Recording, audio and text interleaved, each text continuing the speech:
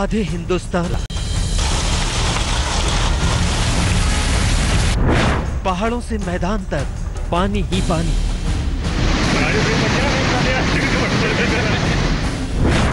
गांव से शहर तक सैलाब ही सैलाब।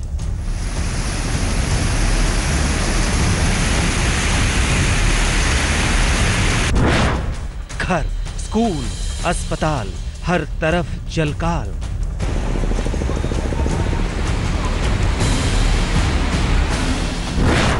बारिश से बेकाबू होकर नदियों ने तोड़े किनारे। सब कुछ बहाने को बेताब हुई पानी की लहरें।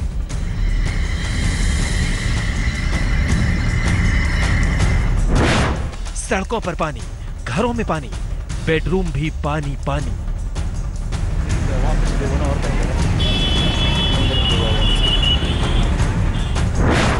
कहीं मलबे में दफन हो गया आशियाना,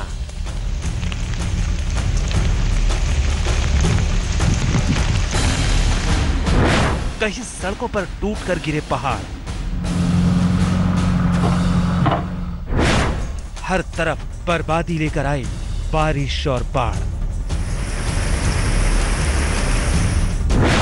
इंसान के साथ बेजुबान भी हुए बेबस।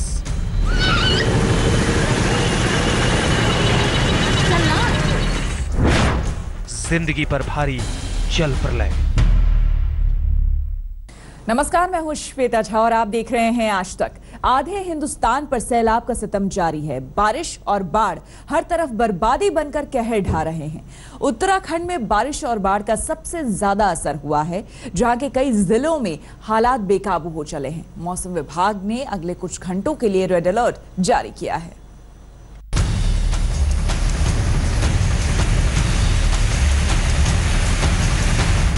उत्तराखंड में आफत का रेड अलर्ट।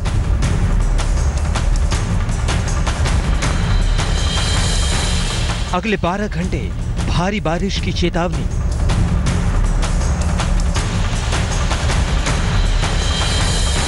पहाड़ों पर बारिश और बाढ़ का डबल अटैक। कुदरत के कहर के आगे कराहती जिंदगी।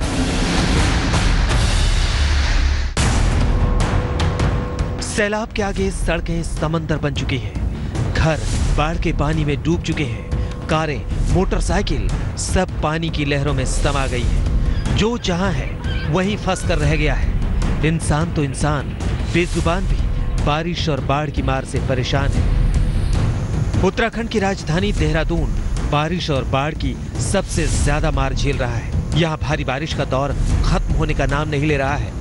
लगातार जारी भारी बारिश की वजह से देहरादून में बहने वाली कई नदियों की लहरें बेकाबू हो गई हैं। यहाँ से गुजरने वाली बांदल नदी भी उफान पर आ गई है और अपने किनारे तोड़ने लगी है, जिसके चलते इसके आसपास बसे गांवों पर बाढ़ का खतरा मंडराने लगा है। लेकिन गांव वालों के पास सिवाय नदी के किनारे खड़े होकर तमाशा देखने के अलावा और कोई चारा नहीं है। बात अगर हम देहरादून की करें तो चाहे वो बिंदाल नदी हो, रिस्पना नदी हो या फिर ये बांदल नदी हो, हर तरफ पानी का ऐसा ही बहाव है, क्योंकि 24 घंटे से ज्यादा हो चुके हैं बारिश को होते हुए। यहाँ पर लोग हमारे साथ खड़े हुए हैं। आप यहाँ किस लिए खड़े हुए हैं? हम सुबह से इसलिए खड़े हुए हैं, हम एक तरफ से चौकीदारी दे रहे पूरे गांव की। जो ऊपर से पानी का बहाव आ रहा है, जो बादल फटा, इसको पानी को देख रहे हैं कि पानी कितना बढ़ रहा, कितना घट रहा है। पानी जो घटने का नाम तो ले नहीं रहा, लेकिन बढ़ ही रहा है। यहाँ पे पुस्ता दे रखा, आदि तो बह गया। अगर बारिश का दौर नहीं थमा तो बांदल नदी की लहरें और बेकाबू हो जाएंगी और आसपास के गांव इनकी भेंट चढ़ जाएंगे। यही नहीं, देहरादून में कई जगहों पर बाढ़ का पानी सड़कों को भी अपने साथ बहा कर ले जा चुका है। ये लगभग 200 मीटर के आसपास की जो रोड है, ये पूरी तरह से पानी में बह चुकी है। पानी की तादाद इतनी ज्यादा है, आप अंदाजा लगा सकते हैं कि बोल्डर जिस तरीके से पानी के अंदर से मूव कर रहे हैं, उनकी आवाज जिस तरीके से मूव करते हुए सुनाई दे रही है, वो बेहद डराने वाला है। इस बार सबसे खतरे की बात यह है कि मौसम विभाग ने देहरादून में रेड अलर्ट जारी किया है। यहाँ अगले कुछ घंटों में भारी बारिश की चेतावनी जारी की गई है। ऋषिकेश में भी गंगा की लहरों ने रौद्र रूप अख्तियार कर लिया है। लगातार हो रही बारिश की वजह से गंगा के जलस्तर में बढ़ोतरी हो गई है और ऋषिकेश के कई इलाके जलमग्न हो गए हैं। आप देख सकते हैं कि नेपाली फार्म इलाके में बारिश और बाढ़ ने किस कदर कहर बरपाया है। सड़कें तो पानी से लबालब हैं ही, घरों में भी पानी घुस चुका है। कारें, मोटरसाइकिल सब पानी में डूबी हुई है। एक बेजुबान भी बाढ़ के पानी में फंस गया। तब एक शख्स ने इसकी मदद की और इसे पानी से बाहर निकाला। ऋषिकेश में गंगा की लहरों का शोर लोगों को डरा रहा है। ये बहुत तूफान में आ रही है, इसमें गांव को पूरा खतरा पहुंच रहा है। सारे गांव के ये खेतों में लगे पेड़ सारे बह रहे हैं, लोगों के खेतें बह गए हैं, लोगों के मकान बहने के कगार पे है। ये खतरा गांव के लिए बहुत भयंकर है। नैनीताल में लगातार कई दिनों से भारी बारिश का दौर जारी है। सड़कों पर कई फीट तक पानी का डेरा है। घर, मकान, बाजार सब में पानी समाये हुए हैं। पर्यटन स्थल होने की वजह से यहाँ सैलानियों की भीड़ लगी रहती है, लेकिन कुदरत की मार के बाद हर तरफ सन्नाटा है। बस सुनाई दे रहा है तो बारिश और पानी की लहरों का शोर। कई जगहों पर बारिश के बाद भूस्खलन हुआ है और बड़े बड़े पत्थर सड़कों पर आकर गिर गए हैं, जिन्हें जेसीबी की मदद से हटाया जा रहा है। कई जगहों पर लोग बाढ़ की लहरों के बीच से जान जोखिम में डालकर सड़क पार कर रहे हैं। जान को खतरे में डालने के अलावा उनके पास कोई चारा भी नहीं है। भारी बारिश की वजह से उत्तराखंड के रुद्रप्रयाग का हाल भी बेहाल है।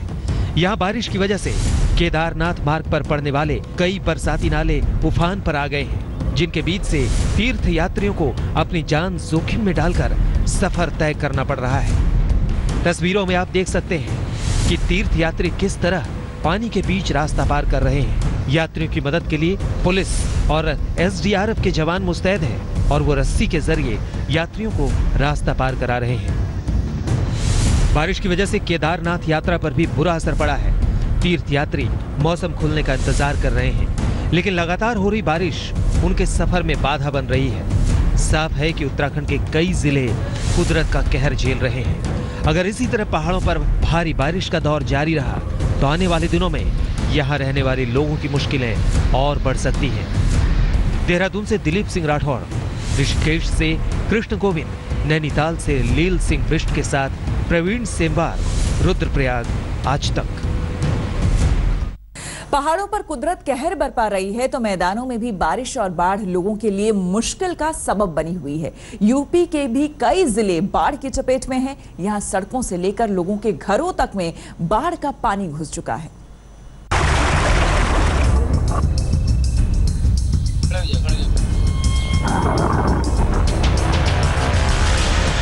बारिश और बाढ़ से बर्बादी की ये तस्वीरें डराने वाली हैं। न सड़क का पता है, न खेत का पता है। पानी से घिरे घर जैसे टापू लगते हैं। यहाँ रहने वाले लोगों के पास सिवाय पानी के बीच बैठकर तमाशा देखने के अलावा और कोई चारा नहीं है।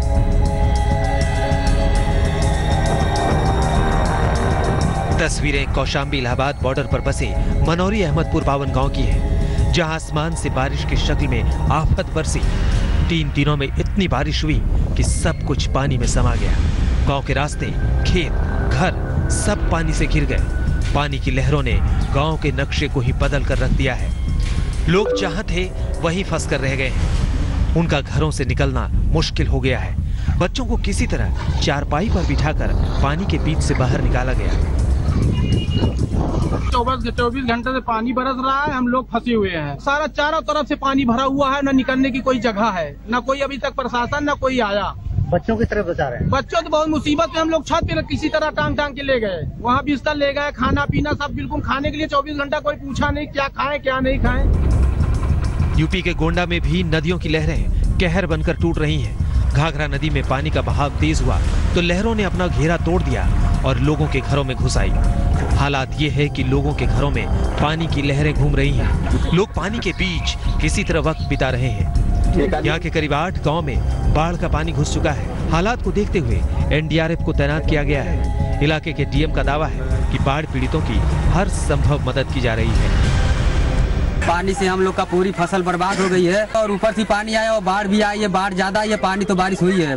हम लोग बहुत परेशान हैं और यहाँ न कोई नेता, न मंत्री, न कोई प्रधान और कोई सुनवाई, न कोई देखभाल हो रहा है।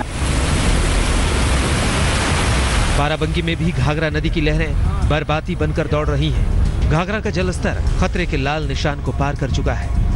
यह खतरे के निशान से 23 सेंटीमीटर ऊपर आ चुका है। बाढ़ के चलते कटे एल्गिन बांध के किनारे बालू की बोरियां लगाकर पानी की लहरों को रोकने की कोशिश की जा रही है। वहीं हालात को देखते हुए लोगों को सुरक्षित स्थानों पर पहुंचाया जा रहा है और प्रशासन लोगों के बीच खाद्य सामग्री बांट रहा है।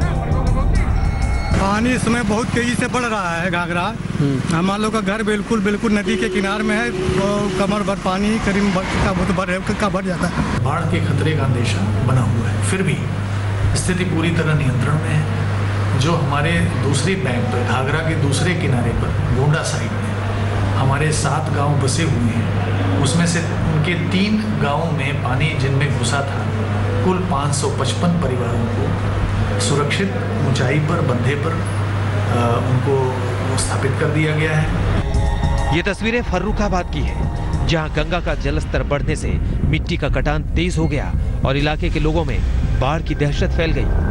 गंगा किनारे रहने वाले लोगों ने मदद के लिए प्रधान से लेकर जनप्रतिनिधियों तक के चक्कर काटे, लेकिन कोई फायदा नहीं हुआ। आखिरकार लोगों ने परेशान होकर अपने पक्के मकान तोड़ना शुरू कर दिया है। हालांकि प्रशासन के अधिकारियों का कहना है कि बाढ़ के हालात से निपटने के सभी इंतजाम पूरे कर लिए गए हैं।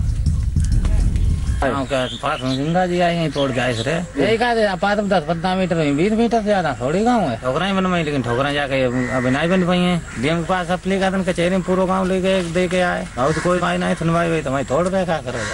यहाँ पर टोटल 603 ग्राम पंचायत है, उसमें से लो वाटर लेवल से लगभग 131 ग्राम पंचायत प्रभावित होते हैं। उनकी सूची बना दी गई है। वहाँ के ग्राम प्रधान, सचिव, लेखपाल की अलग से सूची बनाई गई है कॉन्टैक्ट नंबर के साथ। वहाँ पे जितने नाविक हैं उनकी सूची कॉन्टैक्ट नंबर के साथ बनाई गई है। वहाँ पे जितने तैराक हैं उनकी सूची बना दी गई है, ताकि जो है इमरजेंसी के सिचुएशन में उनसे जिला प्रशासन डायरेक्ट कॉन्टैक्ट कर सके। वाराणसी के घाटों पर भी गंगा की लहरें उफान मारने लगी हैं। यहाँ भी गंगा का जलस्तर सामान्य से ऊपर जा पहुंचा है। अगर इसी तरह पहाड़ों पर बारिश का दौर जारी रहा तो इसमें और इजाफा होने की आशंका है, जिसके बाद काशी में गंगा किनारे के निचले घाट बाढ़ के पानी में समा सकते हैं। साफ है कि यूपी में भी बारिश और बाढ़ ने लोगों का जीना मुहाल कर दिया है। ऊपर से कई जगहों पर प्रशासन की अनदेखी ने भी लोगों की परेशानी को बढ़ा दिया है। आज तक ब्यूरो। में बाढ़ के हालात में अब तक कोई सुधार नहीं है। बाढ़ का पानी अब तक 39 जिंदगियां बहा ले जा चुका है।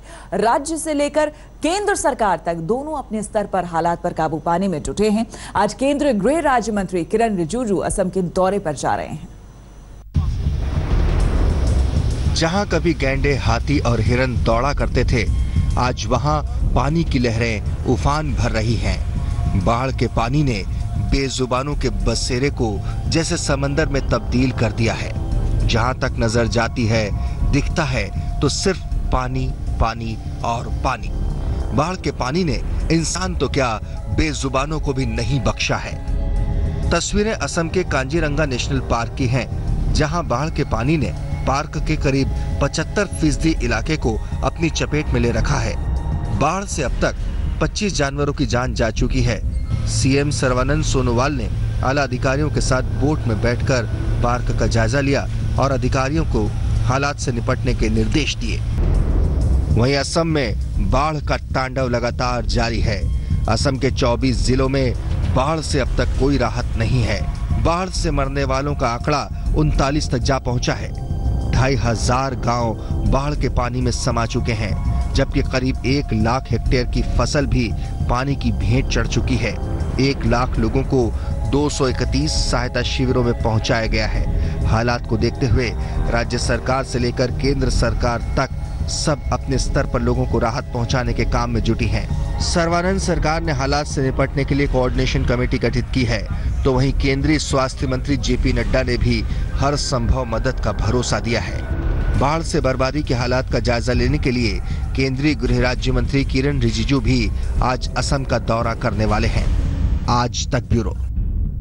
हमारे लिए वक्त हो गया है एक और छोटे से ब्रेक का। आप बने रहे हमारे साथ, देखते रहिए आज तक।